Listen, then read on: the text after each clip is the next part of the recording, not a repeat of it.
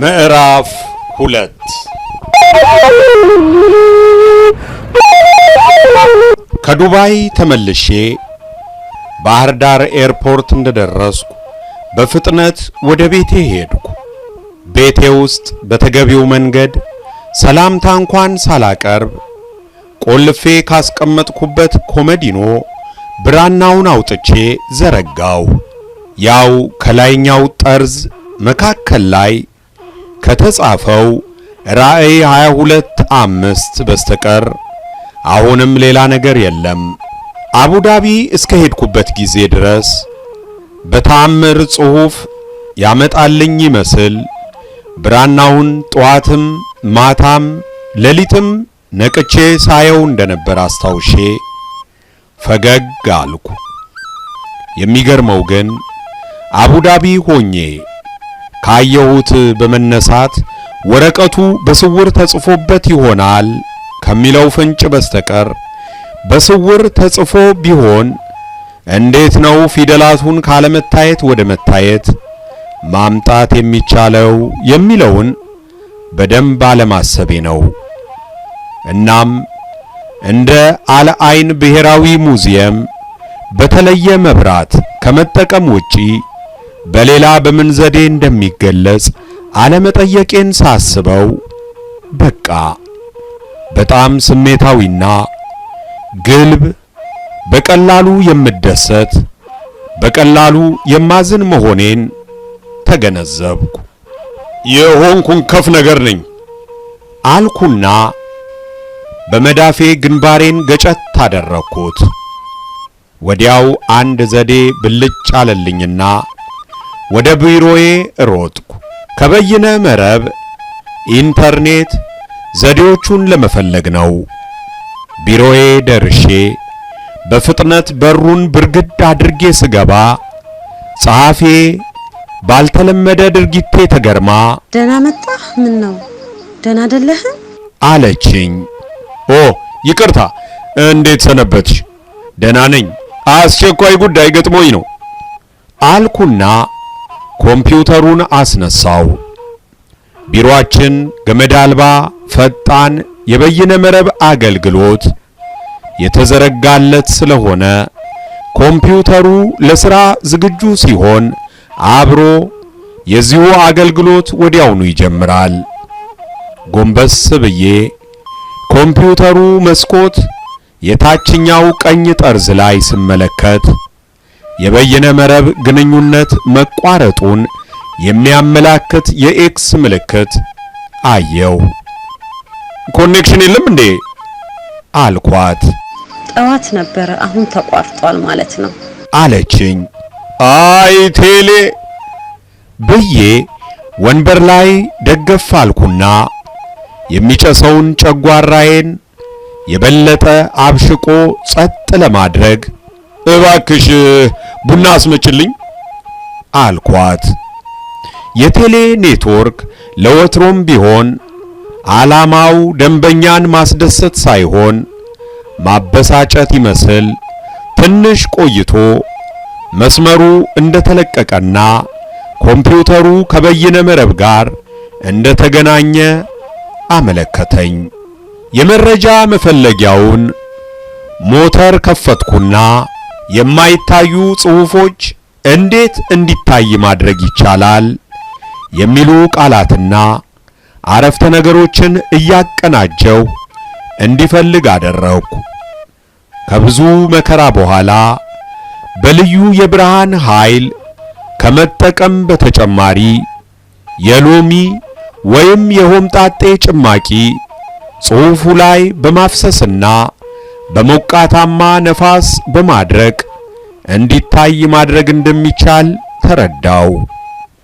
ኮምፒውተሬንና ቢሮውን እንኳን ሳልዘጋ መኪና አስነስቼ ወደ ገበያ በረርኩ። ባህር ዳር መሃል ከተማ የምግብ ሰብል አትክልትና ፍራፍሬ ወደሚሸጥበት ተራ ሄድኩ። ከችኮላዬ የተነሳ መኪናዬን መሃል መንገድ ላይ አቁሜ ወደ አትክልት ተራ አመራው። መንገድ ዳር ድንች፣ ሽንኩርት፣ ሌላም ጉልት ከሚሸጡት መካከል አንዲት ልጃገረድ ሎሚ ደርድራ ተመለከትኩ። ሎሚው ይሸጣል የኔ እህት አልኳት። አሁን ጋሽ ብቻ አሁን ሎሚ ስለጠፋ ተወዷል እና ንግግሯን ሳላስጨርሳት ሁለቱን አነሳው። ያው ተወዷል ምን ይደረግ 1 ብር ገብቷል አለችኝ።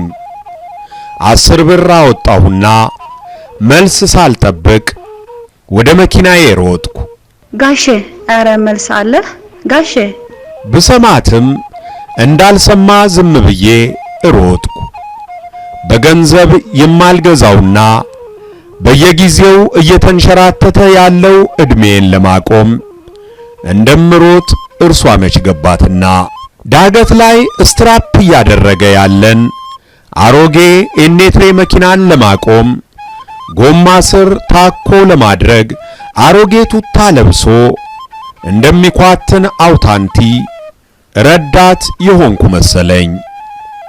ቤቴ ደርሼ ከአባ መዝገበ ሥላሴ እጅ የተቀበልኩትን ብራና ጠረጴዛ ላይ በጥንቃቄ ዘረጋው። የባለቤቴን የፀጉር ማድረቂያ ሞቃታማ አየር እንዲያወጣልኝ አዘጋጀው። ሎሚውን በጣቶቼ ጫን ጫን እያደረኩ ካለፋሁ በኋላ መሃል ለመሃል በቢላዋ ቆርጬ ብራናውን በጥንቃቄ መቀባት ያዝኩ። በደንብ በሎሚው ካረጠብኩ በኋላ የፀጉር ማድረቂያውን ሶኬት ላይ ሰክቼ ለማስነሳት ቁልፉን ስጫን ጸጥ አለ። የፈጣሪ ያለ መብራት ሄዷል ለካ። ብዬ መጮህ አማረኝ። አይ መብራት ኃይል፣ አይ ቴሌ፣ የአባቴ አምላክ ብዬ የእርግማን መዓት ለማውረድ ሳስብ ምን አሁን እኮ እርግማን ምርቃትም እርግማን ሆኗል የሚል ሐሳብ ተሟገተኝ እና ረግሜ መመረቅ አልፈልግም አልኩና ራሴን ይዤ ቁጭ አልኩ። ሲያንቆራጥጠኝ ቆይቶ ከ40 ደቂቃ በኋላ መብራት መጣ። እንደገና ሎሚውን እያፈረጥኩ ብራናው እስኪርስ ቀባው። ከዚያም በማድረቂያው ቀረብ ራቅ እያደረኩ ማድረቅ ያዝኩ። ትንሽ ቆይቶ ቢጫ መሳይ ቀለም ያላቸው ፊደላት መስመር በመስመር መታየት ጀመሩ። ልቤ በደስታ ዘለለ። ሙቀቱን እየጨመርኩ በሄድኩ መጠን ቁልጭ ያለ ጽሑፍ ታየኝ። ከቶ ለምን ይሆን ይህን ሁሉ ሚስጥርና ጥበብ ከኛ የደበቃችሁት አልኩኝ። ይሰሙኝ ይመስል ጽሑፉ ድጋሚ እንዳይጠፋብኝ በጥንቃቄ በሌላ ወረቀት ገለበጥኩ። ለማንኛውም ብዬ ደግሞ በአይፖድ ደጋግሜ ፎቶግራፍ አነሳሁት። ከዚያም በጥንቃቄ ብራናውን አጣጥፌ ያስቀመጥኩና ወደ ዶክተር ክብረ በዓል ደወልኩ። ወንድም ሲሳይ እንኳን ደህና ገባ አለኝ። ሁሌም ሲጠራኝ ወንድም ሲሳይ ብሎ ነው። አመሰግናለሁ አልኩትና አሁኑኑ ላገኘ ፈልጋለሁ አልኩት። ትዕዛዝም ጭምር ነበር። በጣም ደስ ይለኛል። እንዲያውም የአቮካዶ ጭማቂ የሚጋብዘኝ ሰው እየፈለግኩ ነበር አለ። ግድ የለም ዛሬ ጭማቂ ሳይሆን እንዳለ ዛፉንም ግዛልኝ ብትለኝ እገዛላለሁ አልኩት። አሃ ዱባይ የተገኘ ነገር አለ ማለት ነው አለ። የምንገናኝበትን ቦታ ተነጋግረን ወደዚያው አመራው። ዶክተር ክብረ በዓል እስካሁን በስራና በትምህርት አጋጣሚ ከማውቃቸው ሰዎች ለየት ያለ ስብዕና ያለው ሰው ነው። መካከለኛ ቁመት ያለው ሲሆን የሰውነት ቅርጹ ቀጥ ያለና ቀጭን ነው። አፍንጫው ሰልካካና ወፍራም ከንፈር ያለው ሆኖ ፍንድቅ ብሎ ባይስቅም ጥርሶቹ በአጋጣሚ ሲታዩ የወተት አረፋ ይመስላሉ። ጸጉሩ ግንባሩ ላይ በመጠኑ ገባ ገባ ያለ ሲሆን ከፊቱ ልጅነት ጋር የማይመጣጠን በዛ ያለ ሽበት አለው። በተረፈ ከላይኛው ከንፈሩ ላይና ከአገጩ ላይ ከበቀለው ሞላ ያለ ጸጉር በስተቀር ፊቱ ለስላሳና ፈገግታ የማይለየው የልጅ መልክ አለው። ዕድሜው እንደነገረኝ 40ዎቹ ውስጥ ነው። ከባህር ዳር ዩኒቨርሲቲ በባዮሎጂ ትምህርት የመጀመሪያ ዲግሪውን ካገኘ በኋላ ለድህረ ምረቃ ትምህርት ወደ አሜሪካ ተጉዞ ኦክላሆማ ስቴት ዩኒቨርሲቲ የማስተርስና የፒኤችዲ ዲግሪውን በማድረግ ተቀብሏል። በባዮሎጂ ሙያ ለተወሰኑ ዓመታት በዚያው በኦክላሆማ ዩኒቨርሲቲ በፕሮፌሰርነት ሲሰራ ከቆየ በኋላ ወደ አገሩ መጥቶ መኖር በመፈለጉ ዩኒቨርሲቲው ባመቻቸለት የምርምር ፕሮጀክት ዕድል ወደ ኢትዮጵያ መጥቶ ባህር ዳር መኖር ከጀመረ 3 ዓመታትን አስቆጥሯል። የድህረ ምረቃ ተማሪዎችን ማማከርና አልፎ አልፎ በባህር ዳርና ጎንደር ዩኒቨርሲቲዎች ኮርስ ከመስጠት ባለፈ አብዛኛውን ጊዜ የሚያሳልፈው በመስክ የምርምር ስራዎችን በመስራት ነው። በዓመት አንድ ጊዜ ለአጭር ጊዜ ወደ ኦክላሆማ ዩኒቨርሲቲ ይሄዳል። አልፎ አልፎ ወደ ተለያዩ ሀገሮች የምርምር ስራውን ለማቅረብም ይጓዛል። ከኔ ጋር የተዋወቅነው ሁለታችንም ካምፓላ ኡጋንዳ ላይ በተካሄደ የምርምር ጉባኤ ላይ በተገኘንበት ወቅት ነበር። ማንኛውም ኢትዮጵያዊ በውጭ ሀገር ሲተያይ እንደሚያደርገው በፈገግታ ተጠራራንና እንደምን አለ የኔ ወንድም ክብረ በዓል እባላለሁ አለኝ። ደህና እንደምን አለ ሲሳይ እባላለሁ አልኩት። ኦ አለና ሙሉ ስሜን እስከ አባቴ ጠርቶ ሲያበቃ አንተንማ በስራዎች በደንብ ነው የማውቀው። በአብያተ ክርስቲያናት፣ ገዳማት፣ ደኖች ላይ አይደል የምርምር ስራ የምትሰራው አለኝ። አዎን ልክ ነህ አልኩት። የተወሰኑ ስራዎችን አንብቤያለሁ። ከስነ ምህዳር ምልከታ አንጻር ተገቢ የምርምር መስክ ለይተሃል አለኝ። ሞክሬያለሁ አልኩት። እኔም እንዳንተው የባዮሎጂና የስነ ምህዳር ባለሙያ ነኝ። በቅርቡ ነው ወደ ኢትዮጵያ መጥቼ መኖር የጀመርኩት።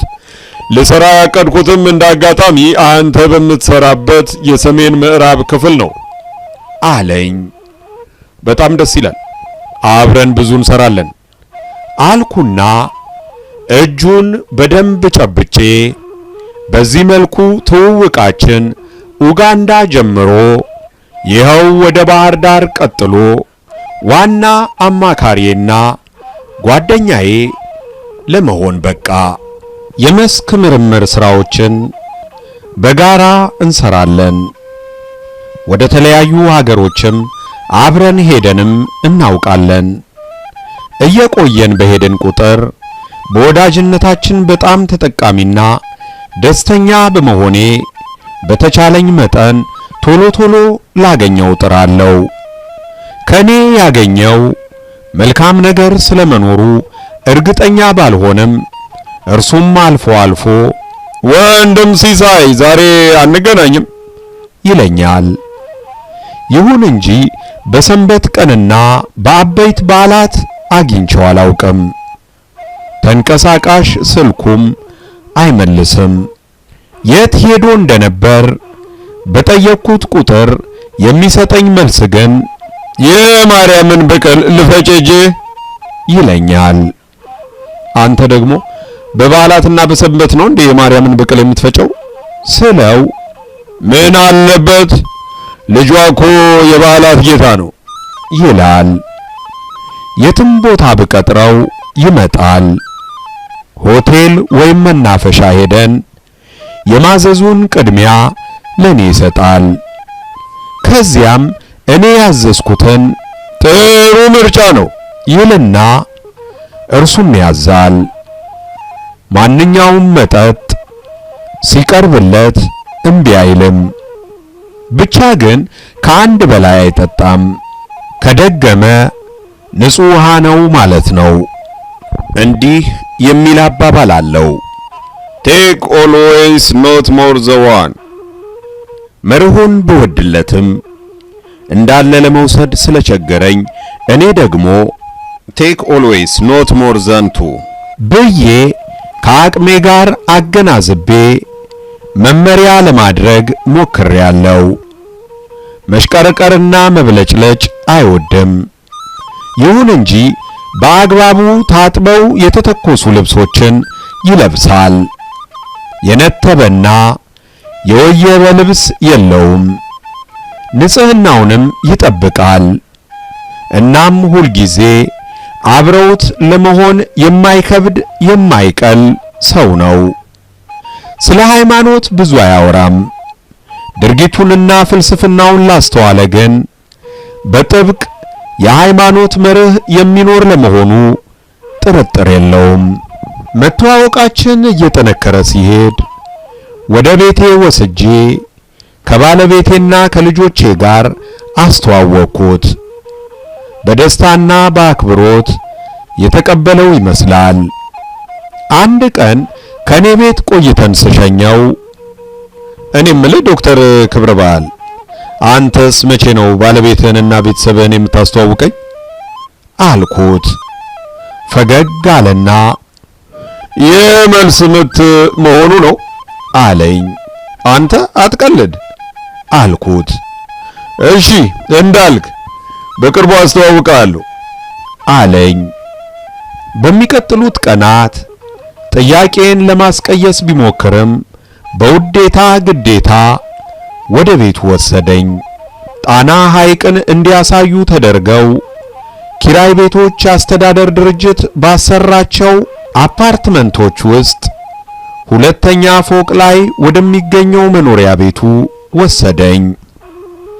ቤቱ መኝታ ቤትም ሳሎንም ሆኖ የሚያገለግል አንድ ክፍል፣ ጣናን በደንብ የሚያሳይ በረንዳ፣ መታጠቢያ ቤትና አንድ መዝጊያ የሌለው ዘመናዊ የምግብ ማብሰያ ክፍል አለው።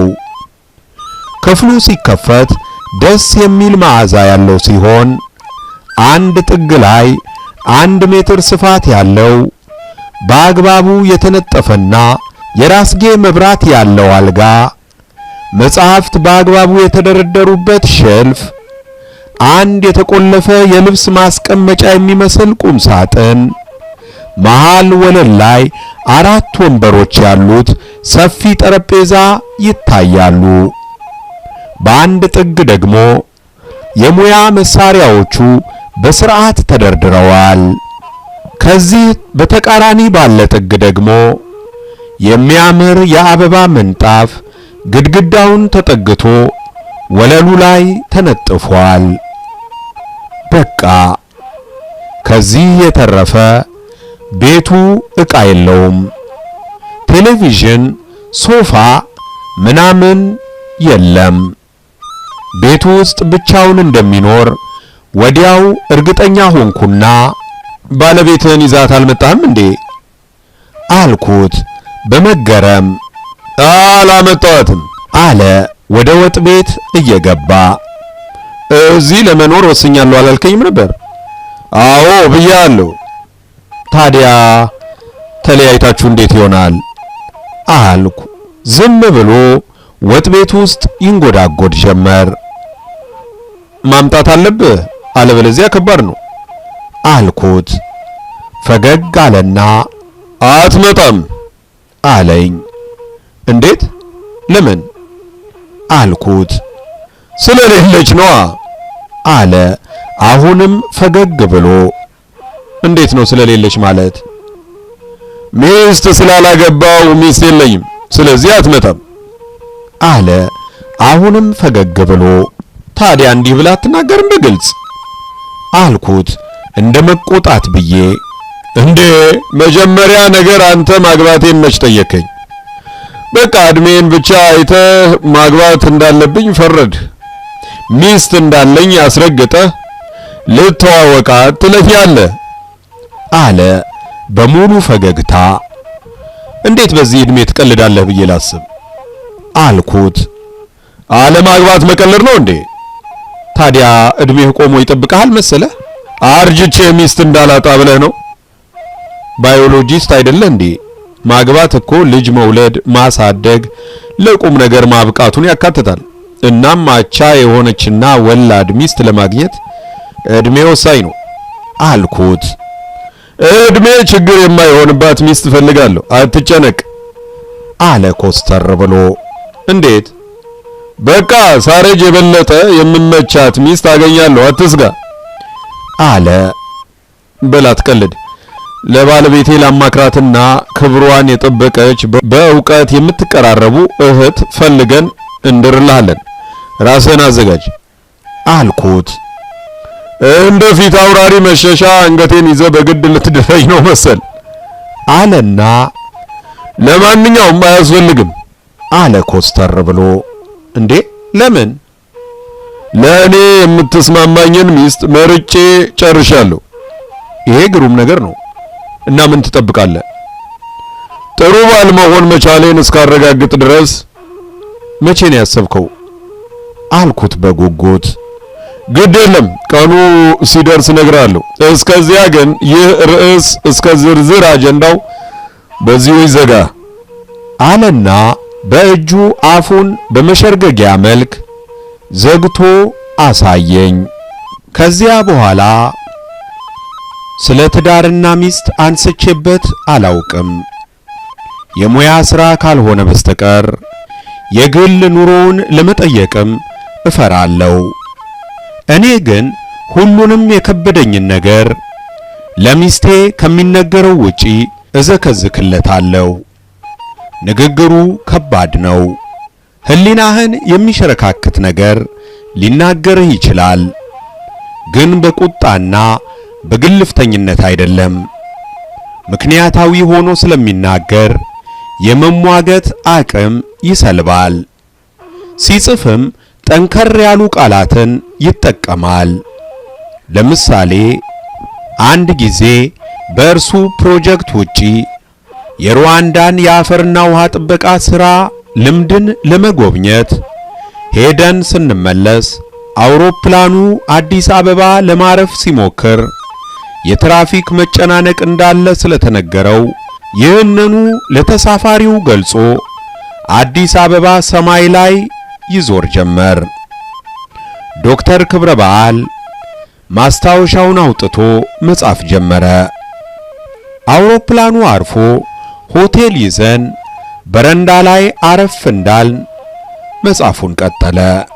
በላቁም አትደብረኝ አልኩት።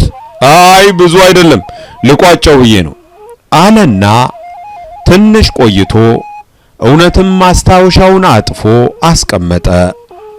ሳብ አድርጌ የጻፈውን አነበብኩት። እንዲህ ይላል።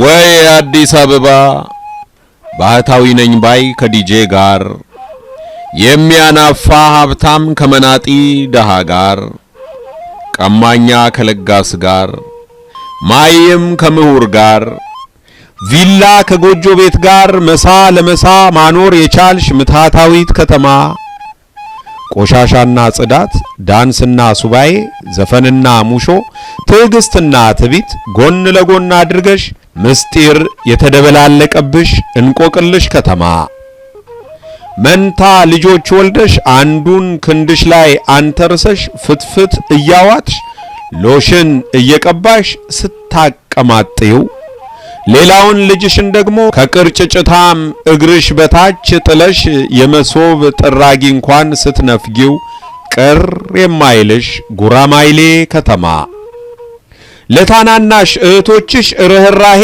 የሌለሽ ከቀበሌ እስከ ፓርላማ፣ ከቲያትር ቤት እስከ ግብርና ሚኒስቴር፣ ከወህኒ ቤት እስከ ቆንስላ ጽሕፈት ቤት፣ ከእህል ጎተራ እስከ ባሩድ ጎተራ፣ ከላንቲካ እስከ ፋብሪካ፣ ከባጃጅ እስከ ባቡር፣ ከማዕከላዊ እስከ ብሔራዊ ሁሉን ልያዝ ባይ ሁሉን ለኔ ባይ ስስታም ከተማ እንደ ስምሽ በየቀኑ የምታብቢ ቢሆንም የአበባሽ መዓዛ ከኢትዮጵያዊነት ይልቅ ምዕራባዊነትን ሲያውድ ከቻይና እስከ ዱባይ ከአውሮፓ እስከ አሜሪካ እየቃረምሽ የተለቀለቅሽው የዘመናዊነት ቅባት ፊትሽን አበልዞ ጠረንሽን ሳያከረፋው ፈጣሪ ማስተዋሉን ይላክልሽ። የተገባሽ የእናቴ የወገቧ መቀነት የራሷ ላይ አክሊል ትሆኚ ዘንድ ይላል። በጣም ተገርሜ አዲስ አበባን አትወዳትም እንዴ አልኩት። ለምን እንደዚህ ያልክ? ይህ ጽሑፍ የጥላቻ ይመስላል እንዴ አለኝ። እኔ እንጃ ይመስላል አልኩት። አዲስ አበባን የምጠላበት ምክንያት የለኝም። እንዲያውም በምቾት ከምታስተናግዳቸው ሰዎች ውስጥ አንዱ ነኝ። በውስጧ መኖር ብፈልግ ድሎትን የምትነሳኝ አይመስለኝም አለ። ታዲያ ለምን እንደዚህ ጻፍክ አልኩት። አዲስ አበባ በጣም ታስገርመኛለች፣ ታሳዝነኛለችም። እናም ስሜቴን የጻፍኩት።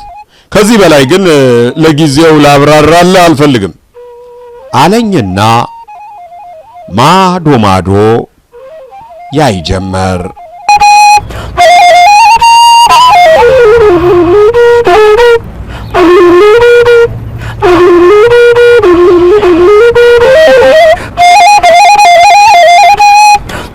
ዝጓራ ክፍል 2 የዛሬ ትረካ እዚህ ላይ ያበቃል።